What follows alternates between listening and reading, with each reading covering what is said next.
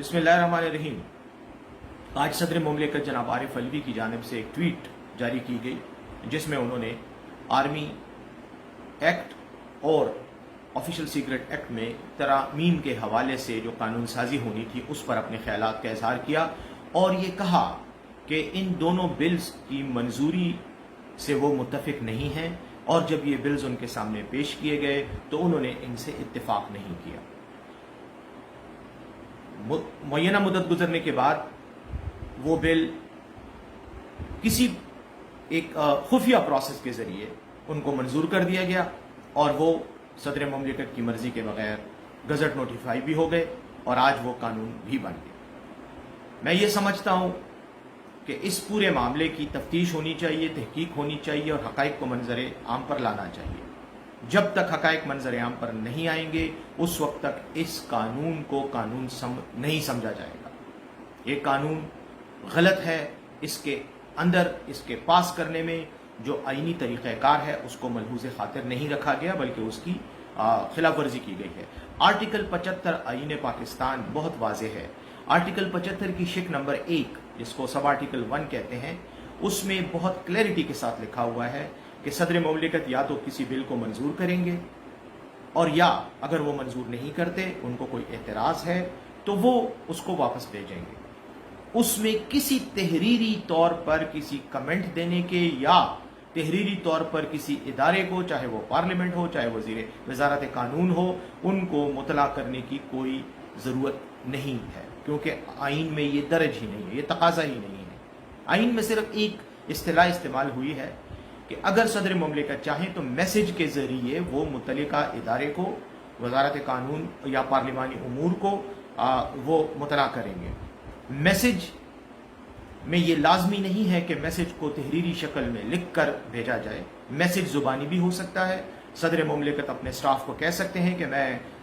اس بل پر دستخط نہیں کرتا، اس کو واپس بھیجا جائے۔ سٹاف پر لازمی ہے کہ وہ اس کو متعلقہ وزارت کی طرف اس کو بھیجیں اور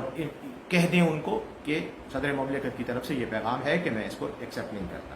پھر کیا ہوگا؟ پھر وہی بل دوبارہ پارلیمنٹ کے سامنے پیش ہوگا اور پارلیمنٹ کے مشترکہ اجلاس میں وہ منظور کیا جائے گا، اور جب منظور ہوگا تو تب وہ صدر مملکت کے پاس واپس آئے گا۔ جب واپس آئے گا تو پھر آرٹیکل 75(2) یعنی اس کی شق 2 سب آرٹیکل 2 کے تحت صدر مملکت اگر اس کو ایکسیپٹ نہیں کرتے، اس کو اسینٹ نہیں دیتے، اس کی منظوری نہیں دیتے، تو وہ آٹومیٹیکلی قانون بن جائے گا۔ اس وقت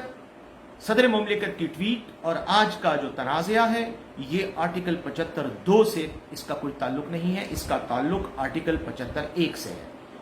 یعنی صدر مملکت کے پاس بل آیا، انہوں نے اس سے اتفاق نہیں کیا اور اس کو متعلقہ ادارے کو واپس بھیج دیا۔ اب متعلقہ ادارے کا یہ کام تھا کہ وہ اس کو پارلیمنٹ میں دوبارہ ٹیبل کرتی، وہاں سے اس کو دوبارہ پاس کرایا جاتا، پھر آٹومیٹیکلی صدر مملکت کے پاس آتا اور اگر وہ منظوری نہ دیتے تو یہ پاس ہو جاتا۔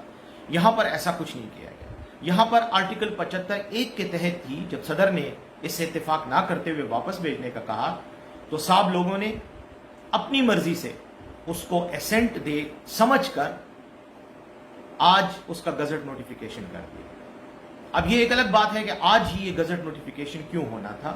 اس کی کچھ سیاسی وجوہات ہیں جن پر آپ بہت اچھی طرح سمجھتے ہیں کہ آج کل جن لوگوں کو ٹارگٹ کیا جا رہا ہے، جن لوگوں کو کٹہرے میں کھڑا کیا گیا ہے، جن کو غدار پاکستان ڈکلیئر کرنے کی بھرپور کوشش کی جا رہی ہے، جن کو جیلوں میں ڈالنے کی کوشش کی جا رہی ہے، انہی کے لیے یہ سارے اقدامات کیے جا رہے ہیں۔ بہر صورت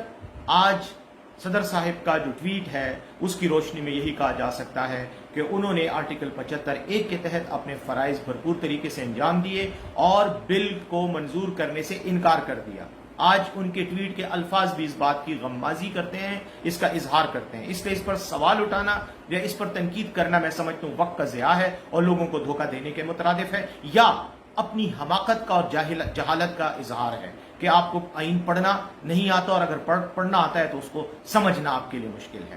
اب میں آتا ہوں دوسری طرف۔ اب ہونا کیا چاہیے؟ ہونا یہ چاہیے کہ اس پر بحث کرنے کی بجائے کہ یہ قانون بن گیا ہے، یہ نہیں بنا، ہمارے پاس 2 راستے اور ہیں، بلکہ 3 راستے ہیں۔ ایک تو یہ ہے کہ صدر مملکت ایک خط لکھیں سپریم کورٹ آف پاکستان کو आर्टिकल 186 के तहत सुप्रीम कोर्ट ऑफ पाकिस्तान इसको रेफरेंस के तौर पर कबूल करते हुए इस पर अपनी कार्रवाई करे और ये फैसला करे कि इस कानून की क्या हैसियत है। दूसरा तरीका यह है कि आर्टिकल 184 के तहत इसको पिटीशन के तौर पर एक अवामी पब्लिक इंटरेस्ट पिटीशन के तौर पर इसको सुप्रीम कोर्ट में इसको चैलेंज किया जाए। वो कोई भी शख्स कर सकता है, पाकिस्तान का शहरी हो, किसी सियासी पार्टी का